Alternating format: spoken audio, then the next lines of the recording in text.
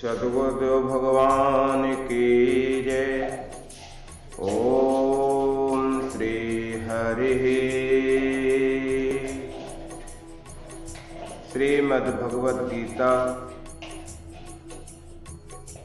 तुमेव माता च पिता तुमेव बन्धुश्च सखा तुमेव विद्या द्रवणं तुमेव सर्वं मम देव। गीता गंगा च गायत्री सीता सत्या सरस्वती ब्रह्म विद्या ब्रह्मवल्ली त्रिसंध्या मुक्तगेहनी अर्धमात्रा चिदानंदा भवानी भ्रांतिनाशनी वेदत्रयी परानंता तत्त्वात् ज्ञानमंजरी। ओम श्री परमात्मने नमः। अथ करन्यासः। ओमस्य श्रीमद्भगवद्गीता माला मंत्रस्य भगवान् वेदव्यास ऋषिः। अनुष्टुप छन्दः। श्रीकृष्णः परमात्मा देवता। अशोचयाननवशोचस्त्वं प्रज्ञावादांश्च भाषसे कबीजं सर्वधर्मान् परित्यज्य मामेकं शरणं व्रजित शक्ते। अहं त्वया सर्वपापेभ्यो मोचयिष्यामि मा शुचैति कीलकम्। नैनं छिन्दन्ति शस्त्राणि नैनं दहत पावकैति अंगुष्ठाभ्यां नमः। न चैनं क्लेदयन्ति आपो न शोषयति मारुतः इति तर्जनीभ्यां नमः। अच्छेदयोऽयं दायोऽयं क्लेद्यो शोष एव चैति मध्यमाभ्यां नमः। नित्या सर्वगता स्थाणुरचलोऽयं सनातन इति नामिकाभ्यां नमः। पश्य मे पार्थरूपाणि सहस्रशः। पश्य मे पार्थरूपाणि शतशोऽथ सहस्रश इति कनिष्ठिकाभ्यां नमः। नानाविधानि दिव्यानि नानावर्णाकृतीनि चेति करतलकल्पृष्ठाभ्यां नमः। हरि ओम्। अथ हृदयादिन्यासः। नैनं छिन्दन्ति शस्त्राणि नैनं दहत पावक इति हृदयाय नमः। न चैनं क्लेदयन्ति आपो न शोषयति मारुत इति शीर्षेः स्वाहा। अच्छेदयोऽयं दायोऽयं क्लेद्यो शोष एव च इति शिखायैव षट्। नित्यः सर्वगतः स्थाणुरचलोऽयं सनातन इति कवचाय हुम्। पश्य मे पार्थरूपाणि शतशोऽथ सहस्रश इति कन्नेतृत्राय वौ षट्। नानाविधानि दिव्यानि नानावर्णाकृतीनि च इति अस्त्राय फटः। ओम श्री कृष्ण प्रत्यर्थे पाठे विनियोगः।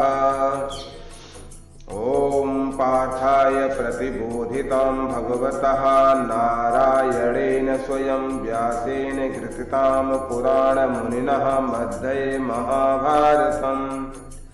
अद्वैतामृतवर्षिणीं भगवतीम् अष्टादशाध्यायिनीम् अम्ब त्वां अनुसन्धामि भगवद्गीते भगवद्वेषिणीम्। नमोऽस्तुते व्यास विशालबुद्धे फुल्लारविन्दायतपत्रनेत्रः। येन त्वया भारततैलपूर्णः प्रज्वालितो ज्ञानमया प्रदीपः।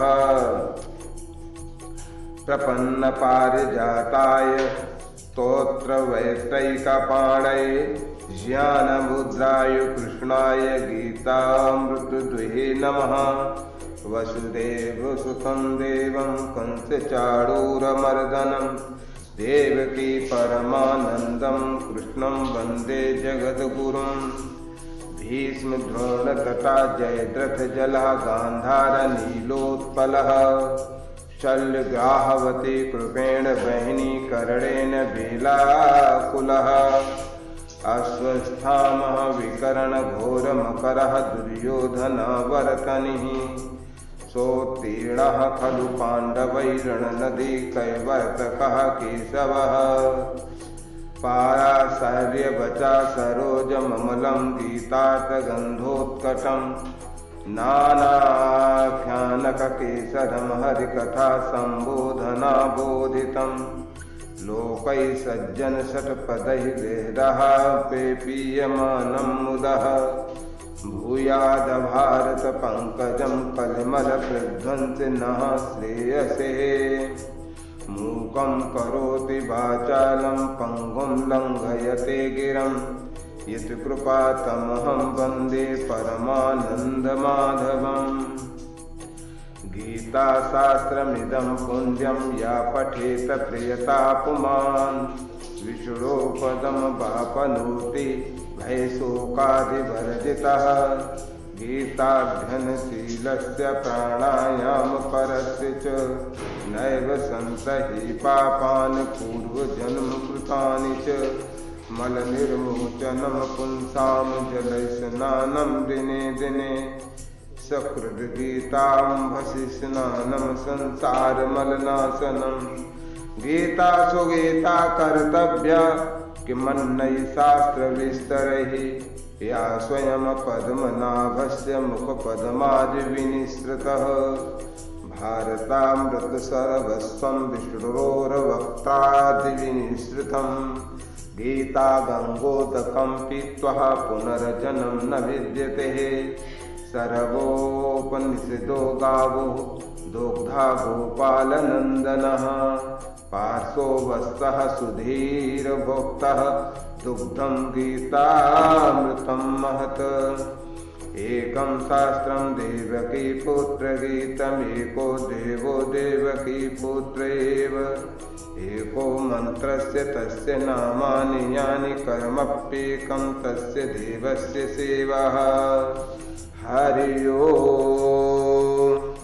अथ ध्यानम् शान्ताकारं भुजगशयनं पद्मनाभं सुरेशं विश्वाधारं गगनसदृशं मेघवर्णं शुभांगं लक्ष्मीकान्तं कमलनयनं योगिभिर्ध्यानगम्यं वन्दे विष्णुं भवभयहरं सर्वलोकैकनाथम् यं ब्रह्मा वरुणेन्द्ररुद्रमरुतः स्तुवन्तु दिव्यैस्तवैर्वेदैः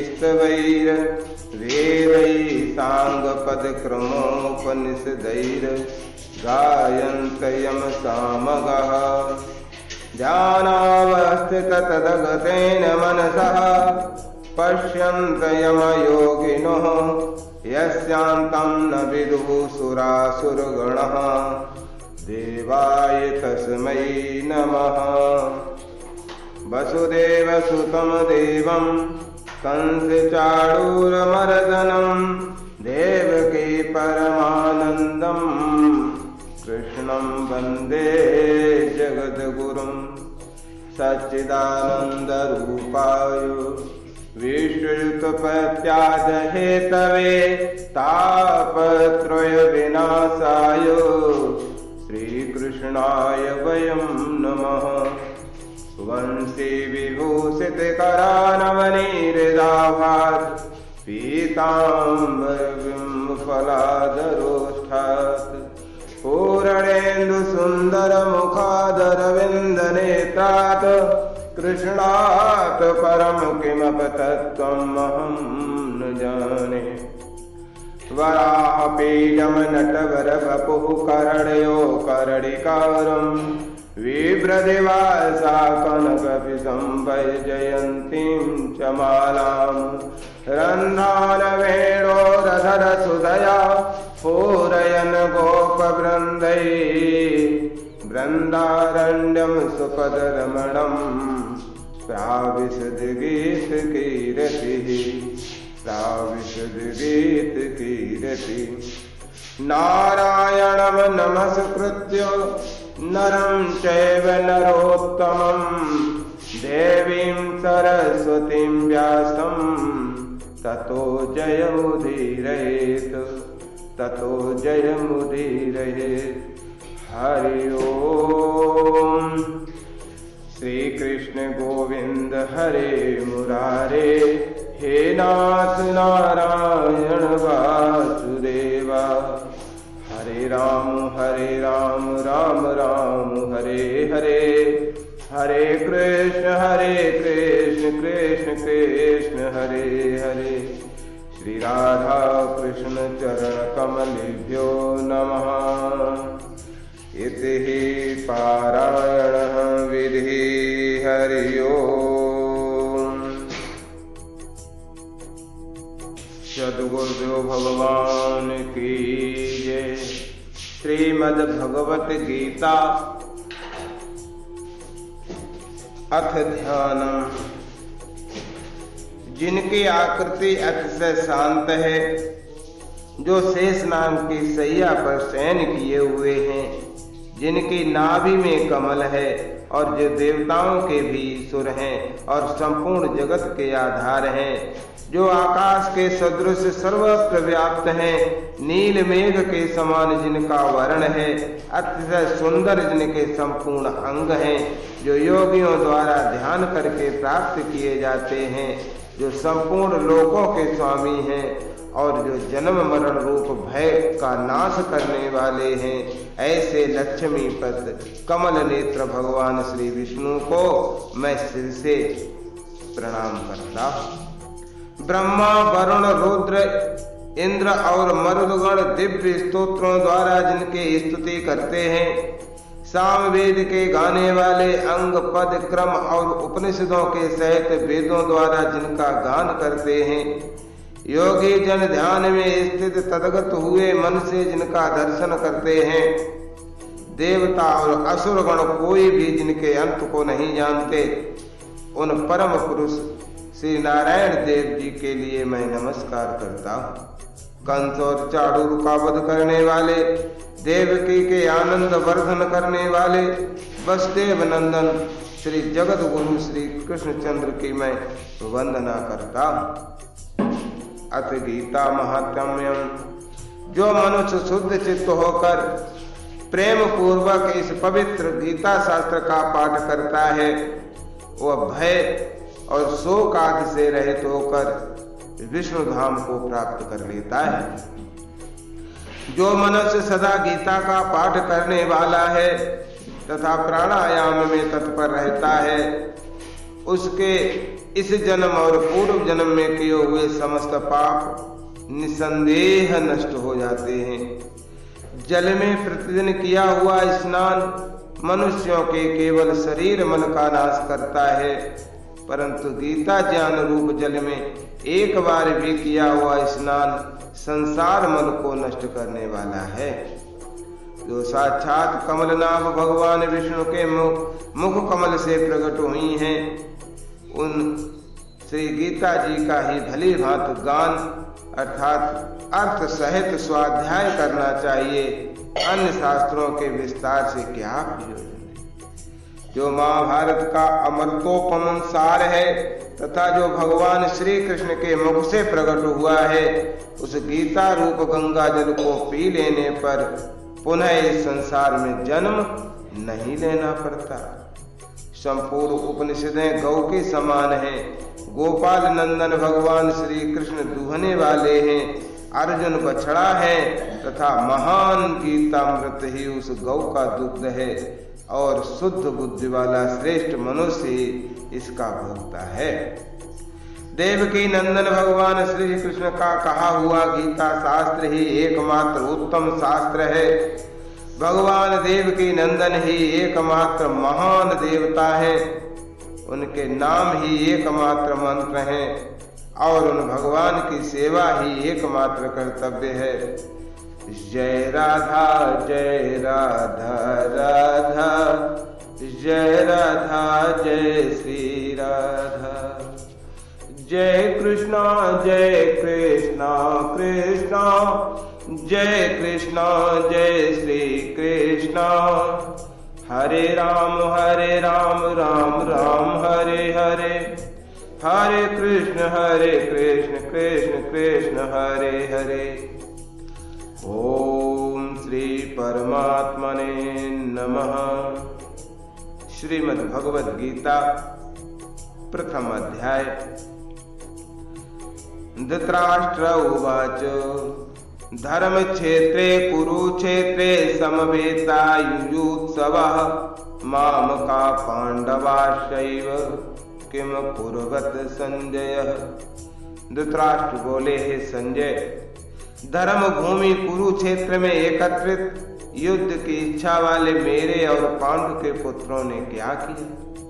संजय बोले, उस समय राजा दुर्योधन ने व्यूह रचना युक्त पांडवों की सेना को देखकर और द्रोणाचार्य के पास जाकर ये वचन कहा, हे आचार्य, आपके बुद्धिमान शिष्य द्रुपद पुत्र धृष्टद्युम्न द्वारा व्यूहाकार खड़ी की हुई पांडु पुत्रों की इस बड़ी भारी सेना को देखिए। इस सेना में बड़े बड़े धनुष वाले तथा युद्ध में भीम और अर्जुन के समान शूरवीर सात्विकी और विराट तथा महारथी राजा द्रुपद, दृष्टकेतु और चेकतान तथा बलवान काशीराज, पुरजित कुंतभोज और मनुष्यों में श्रेष्ठ सैव्य, पराक्रमी युधामन्यु तथा बलवान उत्तमौजा, सुभद्रा पुत्र अभिमन्यु एवं द्रौपदी के पांचों पुत्र, ये सभी महारथी हैं। हे ब्राह्मण श्रेष्ठ, अपने पक्ष में भी जो प्रधान है उनको आप समझ लीजिए। आपकी जानकारी के लिए मेरी सेना के जो सेनापति हैं उनको बतलाता हूँ। आप द्रोणाचार्य और पितामह भीष्म तथा कर्ण और संग्राम विजयी कृपाचार्य तथा वैसे ही अश्वत्थामा, विकर्ण और सोमदत्त का पुत्र भूरिश्रवा और भी मेरे लिए जीवन की आशा त्याग देने वाले बहुत से शूरवीर अनेक प्रकार के शस्त्रों से सुसज्जित और सब प्रकार के सब युद्ध में चतुर हैं। भीष्म पितामह द्वारा रक्षित हमारी वो सेना सब प्रकार से अजय है और भीम द्वारा रक्षित इन लोगों की ये सेना जीतने में सुगम है। इसलिए सब मोर्चों पर अपनी अपनी जगह स्थित रहते हुए आप लोग सभी निसंदेह भीष्म पितामह की सब ओर से रक्षा करें। कौरवों में वृद्ध बड़े प्रतापी पितामह भीष्म ने उस समय दुर्योधन के हृदय में हर्ष उत्पन्न करते हुए उच्च सुर से सिंह की दहाड़ के समान गरज कर शंख बजाया। इसके पश्चात शंख और नगारे तथा ढोल मृदंग और नरसिंगे आदि बाजे एक साथ ही बज उठे। उनका वो शब्द बड़ा भयंकर हुआ। इसके अनंतर सफेद घोड़ों से युक्त उत्तम रथ में बैठे हुए श्री कृष्ण महाराज और अर्जुन ने भी अलौकिक शंख बजाए। श्री कृष्ण महाराज ने पांचजन्य नामक, अर्जुन ने देवदत्त नामक और भयानक कर्म वाले भीमसेन ने पौंड्र नामक महाशंख बजाया। कुंती पुत्र राजा युधिष्ठिर ने अनंत विजय नामक, नकुल तथा सहदेव ने सुघोष और मणिपुष्पक शंख बजाए। श्रेष्ठ धनुष वाले काशीराज और महारथी शिखंडी एवं धृष्टद्युम्न तथा राजा विराट और अजय सात्विकी, राजा द्रुपद एवं द्रौपदी के पांचों पुत्र और बड़ी भुजा वाले सुभद्रा पुत्र अभिमन्यु, इन सभी ने हे राजन सब ओर से अलग अलग शंख बजाए और उस भयानक शब्द ने आकाश और पृथ्वी को भी गुंजाते हुए धृतराष्ट्रों के अर्थात आपके पक्ष वालों के हृदय विदीर्ण कर दिए।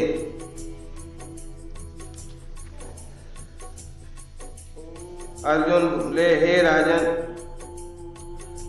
हे राजन, इसके पश्चात कपिध्वज अर्जुन ने मोर्चा बांधकर डटे हुए धृतराष्ट्र और संबंधियों को देखकर उस शस्त्र चलने की तैयारी के समय धनुष उठाकर ऋषिकेश श्री कृष्ण महाराज से ये वचन कहा, हे अच्युत, मेरे रथ को दोनों सेनाओं के बीच में खड़ा कीजिए। और जब तक कि मैं युद्ध क्षेत्र में डटे हुए युद्ध के अभिलाषी इन विपक्षी योद्धाओं को भली प्रकार देख लूं कि इस युद्ध रूप व्यापार में मुझे किन किन के साथ युद्ध करना योग्य है, तब तक उसे खड़ा रखिए। दुर्बुद्ध दुर्योधन का युद्ध में हिस्सा आने वाले जो ये राजा लोग सेना में आए हैं, इन युद्ध करने वालों को मैं देखूंगा। संजय बोले, हे धृतराष्ट्र, अर्जुन द्वारा इस प्रकार कहे हुए महाराज श्री कृष्णचंद्र ने दोनों सेनाओं के बीच में भीष्म और द्रोणाचार्य के सामने तथा संपूर्ण राजाओं के सामने उत्तम रथ को खड़ा करके इस प्रकार कहा कि हे पार्थ, युद्ध के लिए जुटे हुए इन कौरवों को देख। इसके बाद प्रथापुत्र अर्जुन ने उन दोनों ही सेनाओं में स्थित ताऊ चाचों को, दादों परदादों को, गुरुओं को, मामाओं को, भाइयों को, पुत्रों को, पौत्रों को तथा मित्रों को, ससुरों को और सुहृदों को भी देखा। उन उपस्थित संपूर्ण बंधुओं को देखकर वे कुंती पुत्र अर्जुन अत्यंत करुणा से युक्त होकर शोक करते हुए यह वचन बोले।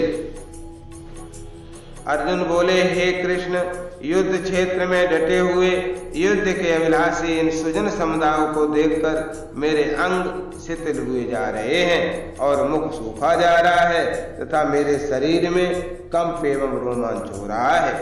हाथ से गांडीव धनुष गिर रहा है और त्वचा भी बहुत जल रही है तथा मेरा मन भ्रमित सा हो रहा है, इसलिए मैं खड़ा रहने को भी समर्थ नहीं हूँ। हे केशव, मैं लक्षणों को भी विपरीत ही देख रहा हूँ तथा युद्ध में सुजन समुदाय को मारकर कल्याण भी नहीं देखता। हे कृष्ण, मैं न तो विजय चाहता हूँ और न राज्य तथा सुखों को ही। हे गोविंद, हमें ऐसे राज्य से क्या प्रयोजन है अथवा ऐसे भोगों से और जीवन से भी क्या लाभ है। हमें जिनके लिए राज्य भोग और सुखाद अभीष्ट हैं, वे ही ये सब धन और जीवन की आशा को त्याग कर युद्ध में खड़े हैं। गुरुजन, ताऊ चाचे, लड़के और उसी प्रकार दादे, मामे, ससुर, पौत्र, साले तथा और भी संबंधी लोग हैं। हे मधुसूदन, मुझे मारने पर भी अथवा तीनों लोगों के राज्य के लिए भी मैं इन सबको मारना नहीं चाहता, फिर पृथ्वी के लिए तो ही कहना क्या। हे जनार्दन, धृतराष्ट्र के पुत्रों को मारकर हमें क्या प्रसन्नता होगी, इन आताइयों को मारकर तो हमें पाप ही लगेगा। अतएव हे माधव, अपने ही बांधव धृतराष्ट्र के पुत्रों को मारने के लिए हम योग्य नहीं हैं, क्योंकि अपने ही कुटुंब को मारकर हम कैसे सुखी होंगे।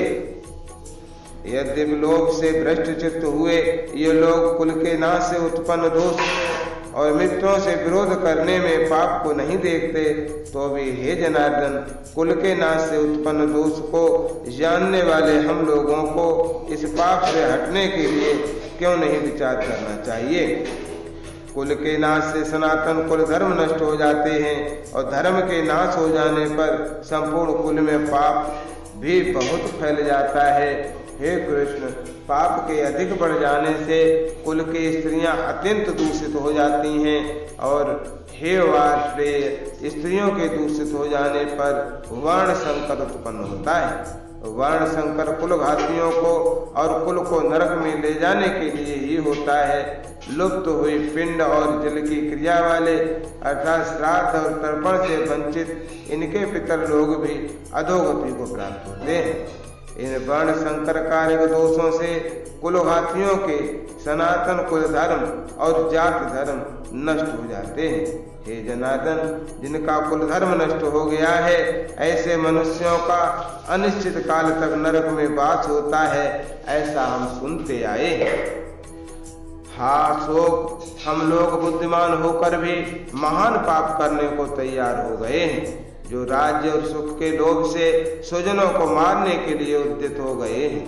यदि मुझ शस्त्र रहित एवं सामना न करने वाले को शस्त्र हाथ में लिए हुए धृतराष्ट्र के पुत्र रण में मार डालें, तो मरना भी मेरे लिए अधिक कल्याणकारक होगा। संजय बोले, रणभूमि में शोक से उद्विग्न मन वाले अर्जुन इस प्रकार कहकर बाण सहित धनुष को त्याग कर रथ के पिछले भाग में बैठ गए। ओम तत्सत्। श्रीमद् भगवद गीता उपनिषद ब्रह्म विद्यायाम योग शास्त्रे श्री कृष्ण अर्जुन संवादे अर्जुन विषाद योगो नाम प्रथमो अध्याय। सद्गुरुदेव भगवान की जय। हरे राम राम राम हरे हरे, हरे कृष्ण कृष्ण कृष्ण हरे हरे।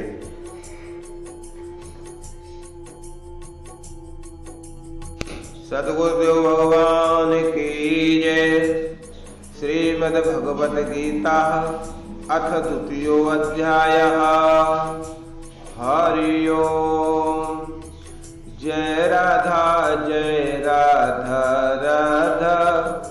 जय राधा जय श्री राधा। जय कृष्ण कृष्ण, जय कृष्ण जय श्री कृष्ण। संजय बोले, उस प्रकार करुणा से व्याप्त और आंसुओं से पूर्ण तथा व्याकुल नेत्रों वाले शोक युक्त उस अर्जुन के प्रति भगवान मधुसूदन ने ये वचन कहा। श्री भगवान बोले, हे अर्जुन, तुझे इस असमय में ये मोह किस हेतु से प्राप्त हुआ है? क्योंकि न तो ये श्रेष्ठ पुरुषों द्वारा आश्रित है, न स्वर्ग को देने वाला है और न कीर्ति को करने वाला ही है। इसलिए हे अर्जुन, नपुंसकता को मत प्राप्त हो, तुझ में ये उचित नहीं जान पड़ती। हे परंतप, हृदय की तुच्छ दुर्बलता को त्याग कर युद्ध के लिए खड़ा हो जा। अर्जुन बोले, हे मधुसूदन, मैं रणभूमि में किस प्रकार बाणों से पितामह भीष्म और द्रोणाचार्य के विरुद्ध लड़ूंगा? क्योंकि हे अर्जुन, वे दोनों ही पूजनीय हैं।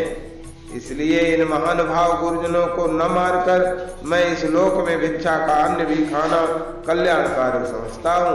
क्योंकि गुरुजनों को मारकर भी इस लोक में रुद्र से सने हुए अर्थ और काम रूप भोगों को ही तो भोगूंगा। हमें यह भी नहीं जानते कि हमारे लिए युद्ध करना और न करना इन दोनों में से कौन सा श्रेष्ठ है, अथवा यह भी नहीं जानते कि उन्हें हम जीतेंगे या हमको वे जीतेंगे। और जिनको मारकर हम जीना भी नहीं चाहते, वे ही हमारे आत्मीय धृतराष्ट्र के पुत्र हमारे मुकाबले में खड़े।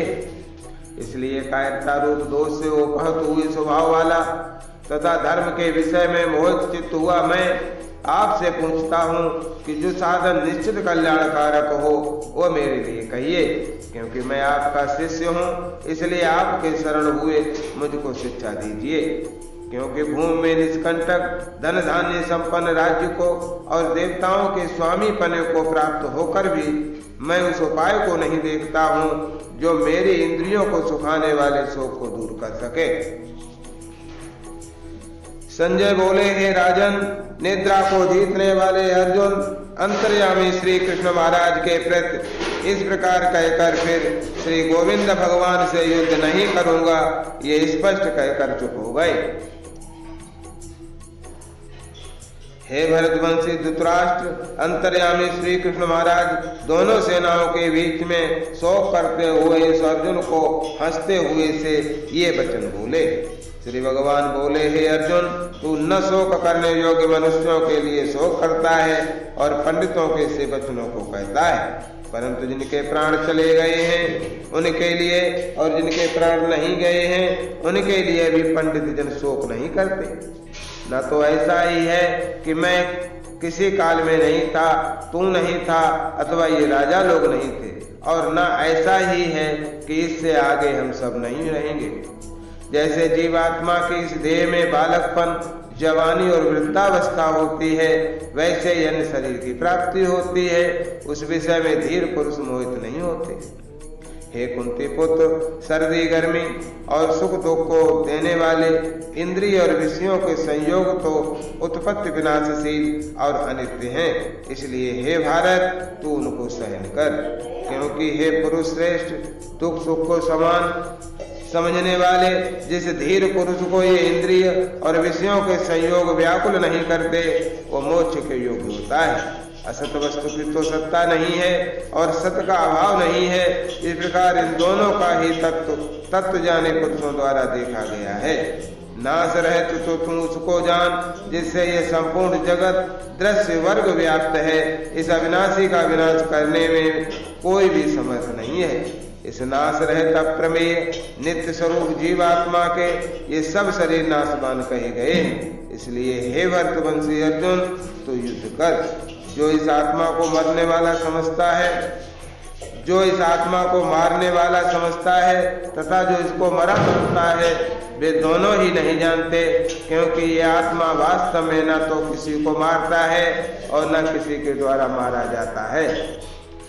यह आत्मा किसी काल में भी न तो जन्मता है और न मरता ही है, तथा न यह उत्पन्न होकर फिर होने वाला ही है, क्योंकि यह जन्म नित्य सनातन और पुरातन है। शरीर के मारे जाने पर भी ये नहीं मारा जाता। हे पृथा पितृ अर्जुन, जो पुरुष इस आत्मा को नाश रहित नित्य अजन्मा और अव्यय जानता है, वह पुरुष कैसे किसको मरवाता है और कैसे किसको मारता है। जैसे मनुष्य पुराने वस्त्रों को त्याग कर दूसरे नए वस्त्रों को ग्रहण करता है, वैसे ही जीवात्मा पुराने शरीरों को त्याग कर दूसरे नए शरीरों को प्राप्त होता है। इस आत्मा को शस्त्र नहीं काट सकते, इसको आग नहीं जला सकते, इसको जल नहीं गला सकता और वायु नहीं सुखा सकता, क्योंकि ये आत्मा अच्छेद्य है, ये आत्मा अदाह्य है, ये आत्मा क्लेद्य और निसंदेह शोष्य है, तथा ये आत्मा नित्य सर्वव्यापी अचल स्थिर रहने वाला और सनातन है। ये आत्मा अव्यक्त है, आत्मा चिंत है और ये आत्मा विकार रहित कहा जाता है। इससे हे अर्जुन, इस आत्मा को उपयुक्त प्रकार से जानकर तू शोक करने को योग्य नहीं है, अर्थात तुझे शोक करना उचित नहीं है। किंतु ये तू इस आत्मा को सदा जन्मने वाला तथा सदा मरने वाला ही मानता हो, तो भी हे महाभाव, तो इस प्रकार शोक करने को योग्य नहीं है, क्योंकि इस मान्यता के अनुसार जन्मे हुए की मृत्यु निश्चित है और मरे हुए का जन्म निश्चित है। इससे भी इस बिना उपाय वाले विषय में तू शोक करने को योग्य नहीं है। हे अर्जुन, संपूर्ण प्राणी जन्म से पहले अप्रकट थे और मरने के बाद भी अप्रकट हो जाने वाले हैं, केवल बीच में ही प्रकट हैं। फिर ऐसी स्थिति में क्या शोक करना। कोई एक महापुरुष ही इस आत्मा को आश्चर्य के भांति देखता है और वैसे ही दूसरा कोई महापुरुष ही इसके तत्व का आश्चर्य के भांति वर्णन करता है, तथा दूसरा कोई अधिकारी पुरुष ही इसे आश्चर्य के भांति सुनता है और कोई तो सुनकर भी इसको नहीं जानता। हे अर्जुन, ये आत्मा सबके शरीर में सदा ही अबद्ध है, इस कारण संपूर्ण प्राणियों के लिए तू शोक करने के योग्य नहीं है, तथा अपने धर्म को देखकर भी तू भय करने योग्य नहीं है, अर्थात तुझे भय नहीं करना चाहिए, क्योंकि क्षत्रिय के लिए धर्मयुक्त युद्ध से बढ़कर दूसरा कोई कल्याणकारी कर्तव्य नहीं है। हे पार्थ, अपने आप प्राप्त हुए और खुले हुए स्वर्ग के द्वार रूप इस प्रकार के युद्ध को भाग्यवान क्षत्रिय लोग ही पाते हैं।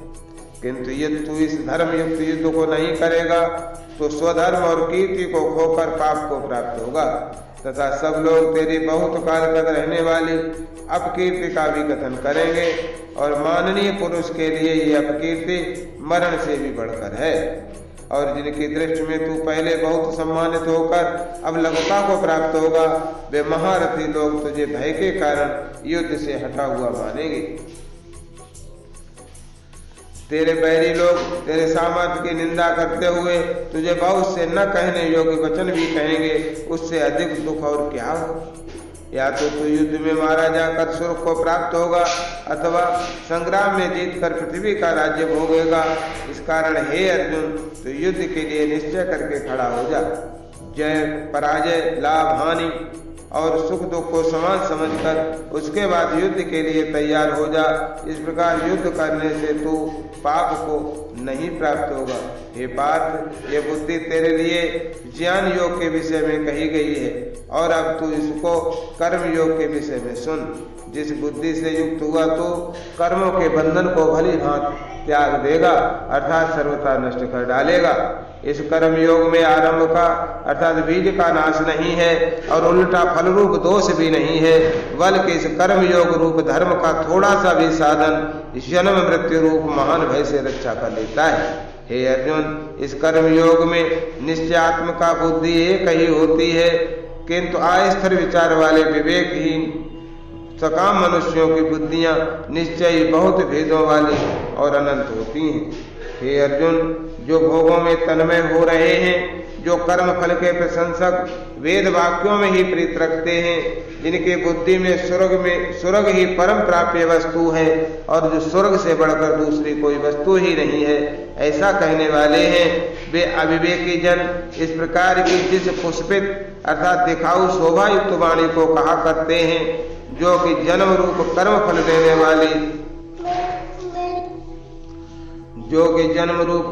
देने वाली एवं भोग तथा ऐश्वर्य की प्राप्ति के लिए नाना प्रकार की बहुत सी क्रियाओं का वर्णन करने वाली है। उस वाणी द्वारा जिनका चित्त हर लिया गया है, जो भोग और ऐश्वर्य में अत्यंत आसक्त हैं, उन पुरुषों की परमात्मा में निश्चयात्मिका बुद्धि नहीं होती। हे अर्जुन, वेद उपयुक्त प्रकार से तीनों गुणों के कार्य रूप समस्त भोगों एवं उनके साधनों का प्रतिपादन करने वाले हैं, इसलिए तू उन भोगों एवं उनके साधनों में आसक्तहीन हर्ष शोकादि दुनों से रहित नित्य वस्तु परमात्मा में स्थित योग क्षेम को न चाहने वाला और स्वाधीन अंतःकरण वाला हो। सब ओर से परिपूर्ण जलाशय के प्राप्त हो जाने पर छोटे जलाशय में मनुष्य का जितना प्रयोजन रहता है, ब्रह्म को तत्व से जानने वाले ब्राह्मण का समस्त वेदों में उतना ही प्रयोजन रह जाता है। तेरा कर्म करने में ही अधिकार है, उसके फलों में कभी नहीं, इसलिए तू कर्मों के फल का हेतु मत हो तथा तेरी कर्म न करने में भी आसक्ति न हो। हे धनंजय, तू आसक्ति को त्याग कर तथा सिद्धि और असिद्धि में समान बुद्धि वाला होकर योग में स्थित हुआ कर्तव्य कर्मों को कर, समुद्र ही योग कहलाता है। इस समुद्र रूप बुद्ध योग से सकाम कर्म अत्यंत ही निम्न श्रेणी का है, इसलिए हे धनंजय, तू समबुद्धि में ही रक्षा का उपाय ढूंढ, अर्थात बुद्ध योग का ही आश्रय ग्रहण कर, क्योंकि फल के हेतु बनने वाले अत्यंत दीन हैं। समबुद्ध युक्त पुरुष पुण्य और पाप दोनों को इसी लोक में त्याग देता है और उनसे मुक्त हो जाता है। इससे तो समत्व रूप योग में लग जा। यह समत्व रूप योग ही कर्मों में कुशलता है, अर्थात कर्म बंधन से छूटने का उपाय है। क्योंकि समबुद्धि से युक्त ज्ञानी जन कर्मों से उत्पन्न होने वाले फल को त्याग कर जन्म रूप बंधन से मुक्त हो निर्विकार परम पद को प्राप्त हो जाते हैं। जिस काल में तेरी बुद्धि मोह रूप दलदल को भली भांति पार कर जाएगी, उस समय तू सुने हुए और सुनने में आने वाले इस लोक और परलोक संबंधी सभी भोगों से वैराग्य को प्राप्त हो जाएगा। भांति भांति के वचनों को सुनने से विचलित हुई तेरी बुद्धि जब परमात्मा में अचल और स्थिर ठहर जाएगी, तब तू योग को प्राप्त हो जाएगा, अर्थात तेरा परमात्मा से नित्य संयोग हो जाएगा। अर्जुन बोले, हे केशव, समाधि में स्थित परमात्मा को प्राप्त हुए स्थिर बुद्धि पुरुष का क्या लक्षण है? वो स्थिर बुद्धि पुरुष कैसे बोलता है, कैसे बैठता है और कैसे चलता है? श्री भगवान बोले, हे अर्जुन, जिस काल में ये पुरुष मन में स्थित संपूर्ण कामनाओं को भली भांति त्याग देता है और आत्मा से आत्मा में ही संतुष्ट रहता है, उस काल में वो स्थिर प्रज्ञ कहा जाता है। दुखों की प्राप्ति होने पर जिसके मन में उद्वेग नहीं होता, सुखों की प्राप्ति में जो सर्वथा निष्प्रह है तथा जिसके राग भय और क्रोध नष्ट हो गए हैं, ऐसा मन स्थिर बुद्धि कहा जाता है। जो पुरुष सर्वत्र स्नेह रहित हुआ उस शुभ या अशुभ वस्तु को प्राप्त होकर न प्रसन्न होता है न द्वेष करता है, उसकी बुद्धि स्थिर है। और कछुआ सब ओर से अपने अंगों को जैसे समेट लेता है, वैसे ही जब यह पुरुष इंद्रियों के विषयों से इंद्रियों को सब प्रकार से हटा लेता है, तब उसकी बुद्धि स्थिर है, ऐसा समझना चाहिए। इंद्रियों के द्वारा विषयों को ग्रहण न करने वाले पुरुष के भी केवल विषय तो निवृत्त हो जाते हैं, परंतु उनमें रहने वाली आसक्ति निवृत्त नहीं होती। इस स्थित प्रज्ञ पुरुष की तो आसक्ति भी परमात्मा का साक्षात्कार करके निवृत्त हो जाती है। हे अर्जुन, आसक्ति का नाश न होने के कारण यह प्रमथन स्वभाव वाली इंद्रियां यत्न करते हुए बुद्धिमान पुरुष के मन को भी बला कर लेती हैं। इसलिए साधक को चाहिए कि वह उन संपूर्ण इंद्रियों को वश में करके समाहित चित्त हुआ मेरे परायण होकर ध्यान में बैठे, क्योंकि जिस पुरुष की इंद्रियां वश में होती हैं उसी की बुद्धि स्थिर हो जाती है। विषयों का चिंतन करने वाले पुरुष की उन विषयों में आसक्ति हो जाती है। आसक्ति से उन विषयों की कामना उत्पन्न होती है और कामना में विघ्न पड़ने से क्रोध उत्पन्न होता है। क्रोध से अत्यंत मूढ़ भाव उत्पन्न हो जाता है। मूढ़ भाव से स्मृति में भ्रम हो जाता है। स्मृति में भ्रम हो जाने से बुद्धि अर्थात ज्ञान शक्ति का नाश हो जाता है और बुद्धि का नाश हो जाने से यह पुरुष अपनी स्थिति से गिर जाता है। परंतु अपने अधीन किए हुए अंतःकरण वाला साधक अपने वश में की हुई राग द्वेष से रहित इंद्रियों द्वारा विषयों में विचरण करता हुआ अंतःकरण की प्रसन्नता को प्राप्त होता है। अंतःकरण की प्रसन्नता होने पर इसके संपूर्ण दुखों का अभाव हो जाता है। उस प्रसन्न चित्त वाले कर्म योगी की बुद्धि शीघ्र ही सब ओर से हटकर एक परमात्मा में ही भली भांति स्थिर हो जाती है। न जीते हुए मन और इंद्रियों वाले पुरुष में निश्चयात्मक बुद्धि नहीं होती और उस अयुक्त मनुष्य के अंतःकरण में भावना भी नहीं होती तथा भावनाहीन मनुष्य को शांति नहीं मिलती और शांति रहित मनुष्य को सुख कैसे मिल सकता है। क्योंकि जैसे जल में चलने वाली नाव को वायु हर लेती है, वैसे ही विषयों में विचरती हुई इंद्रियों में से मन जिस इंद्रिय के साथ रहता है वो एक ही इंद्रिय इस अयुक्त पुरुष की बुद्धि को हर लेती है। इसलिए हे महाभाव, जिस पुरुष की इंद्रियां इंद्रियों के विषयों से सब प्रकार निग्रह की हुई हैं उसी की बुद्धि स्थिर है। संपूर्ण प्राणियों के लिए जो रात्रि के समान है उसे नित्य ज्ञान स्वरूप परमानंद की प्राप्ति में स्थित प्रज्ञ योगी जागता है और जिस नाशवान सांसारिक सुख की प्राप्ति में सब प्राणी जागते हैं, परमात्मा की तत्व को जानने वाले मन के लिए वो रात्रि के समान है। जैसे नाना नदियों के जल सब ओर से परिपूर्ण अचल प्रतिष्ठा वाले समुद्र में उसको विचलित न करते हुए ही समा जाते हैं, वैसे ही सब भोग जिस स्थित प्रज्ञ पुरुष में किसी प्रकार का विकार उत्पन्न किए बिना ही समा जाते हैं, वही पुरुष परम शांति को प्राप्त होता है, भोगों को चाहने वाला नहीं। जो पुरुष संपूर्ण कामनाओं को त्याग कर ममता रहित अहंकार रहित और स्पृहा रहित हुआ विचरता है, वही शांति को प्राप्त होता है, अर्थात वो शांति को प्राप्त है। हे अर्जुन, ये ब्रह्म को प्राप्त हुए पुरुष की स्थिति है। इसको प्राप्त होकर योगी कभी मोहित नहीं होता और अंत काल में भी इस ब्राह्मी स्थिति में स्थित होकर ब्रह्मानंद को प्राप्त हो जाता है। ओम तत्सत् श्रीमद्भगवद्गीता ब्रह्म विद्या योग शास्त्रे श्रीकृष्ण संवादे सांख्य योगो नाम द्वितीयो अध्याय। सद्गुरुदेव भगवान की जय। जय राधा जय राधा राधा जय राधा जय श्री राधा। जय कृष्ण कृष्ण जय कृष्ण जय श्री कृष्ण। जय राधे राधे जय राधे जय श्री राधे। जय कृष्ण कृष्ण जय कृष्ण जय श्री कृष्ण। श्री राधा कृष्ण चरण कमलेभ्यो नमः।